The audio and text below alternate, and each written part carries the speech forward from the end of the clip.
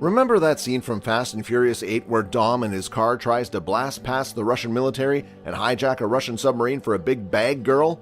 It was sick, right? And they were firing EMP blasts or an E-bomb. But what's an EMP?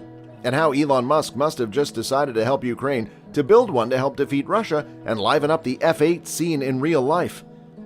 Want to know more about this? Then stay tuned till the very end. Hello and welcome to Elon Musk Evolution. If you're a Musk fan and don't want to miss anything about this incredible person, then smack the subscribe button and hit the bell icon so that you will be notified whenever a new video is uploaded. In today's video, we're going to tell you all about the E-bombs and how they might be holding the key to defeat Russia. So, anyone who's been through a prolonged power outage knows that it's an extremely trying experience. Within an hour of losing electricity, you develop a healthy appreciation of all the electrical devices you rely on in life. Let's just hope Elon Musk's Pi phone is EMP-proof, because I honestly cannot live without my smartphone for more than an hour. But in the grand scheme of things, that's nothing. If an outage hits an entire city and there aren't adequate emergency resources, people may die from exposure, companies may suffer huge productivity losses, and millions of dollars of food may spoil. If a power outage hit on a much larger scale, it could shut down the electronic networks that keep governments and militaries running. We are utterly dependent on power, and when it's gone, things get bad very fast. But what's an EMP? How does it affect even a Russian nuclear submarine without even touching it? Is it some Elon magic? Maybe he built it when he was 2 years old. Or probably built it in the womb, I don't know. Just kidding. An electromagnetic bomb, or E-bomb, is a weapon designed to take advantage of our dependency on electricity. But instead of simply cutting off power in an area, an E-bomb would actually destroy most machines that use electricity. Generators would be useless, cars wouldn't run thanks to Tesla in advance, we might see EMP-proof cars well. To be honest, we might not see that, but an E-bomb just in a matter of seconds could thrust an entire city back 200 years or cripple a military unit. And it's not like this is some entirely new idea. The US military has been pursuing the idea of an E-bomb for decades, and many believe that thanks to Elon, it now has such a weapon in its arsenal. On the other end of the scale, terrorist groups could be building low-tech E-bombs to inflict massive damage on the United States. Some reports even say that during the war in Iraq, the US Air Force did hit Iraqi TV with an experimental electromagnetic pulse device called the E-bomb in an attempt to knock it off the air and shut down Saddam Hussein's propaganda machine. Iraqi satellite TV, which broadcast 24 hours a day outside Iraq, went off the air around 8:30 p.m. Eastern that day. Iraq's domestic television service was not broadcasting at the time. Officially, the Pentagon refused to acknowledge the weapon's existence. Asked about it at a March 5, 2001 in a news conference at the Pentagon, General Tommy Franks said, "I can't talk to you about that because I don't know anything about it." And that's the Iraq War. Concept of E-bombs or EMP weaponry has been around even long before that. From the 1960s through the 1980s, the United States was most concerned with the possibility of a nuclear EMP attack. This idea even dates back to nuclear weapons research from the 1950s. In 1958, American tests of hydrogen bombs yielded some surprising results. A test blast over the Pacific Ocean ended up blowing out streetlights in parts of Hawaii hundreds of miles away. The blast even disrupted radio equipment as far away as Australia. Researchers concluded that the electrical disturbance was due to the Compton effect, theorized by physicist Arthur Compton in 1925. And later during the Cold War, US intelligence feared the Soviet Union would launch a nuclear missile and detonate it some 30 miles above the United States to achieve the same effect on a larger scale. They feared that the resulting electromagnetic burst would knock out electrical equipment across the US. Though such an attack is still a possibility, that is no longer the United States' main concern.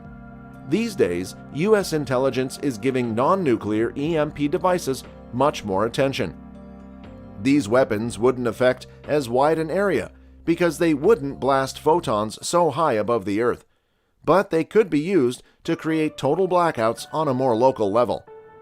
But why do you think the United States Army is drawn to EMP technology so much? Well, mostly because it is potentially non-lethal but is still highly destructive. An E-bomb attack would leave buildings standing and spare lives, but it could destroy a sizable military. There is a range of possible attack scenarios. Low-level electromagnetic pulses would temporarily jam electronic systems, more intense pulses would corrupt important computer data, and very powerful bursts would completely fry electric and electronic equipment. In modern warfare, the various levels of attack could accomplish a number of important combat missions without racking up many casualties. For example, if we dropped an E-bomb on Russia, it could effectively neutralize vehicle control systems, targeting systems on the ground and on missiles and bombs, communication systems, navigation systems, long and short-range sensor systems. As Elon Musk puts it, EMP weapons can be especially useful in getting Russia to its knees, because a pulse might effectively neutralize all Russian missiles and modern warfare systems, even if Russians go down in the bunkers. An electromagnetic pulse could pass through the ground, knocking out the bunker's lights, ventilation systems, communications, and even electric doors. The bunker would be completely uninhabitable.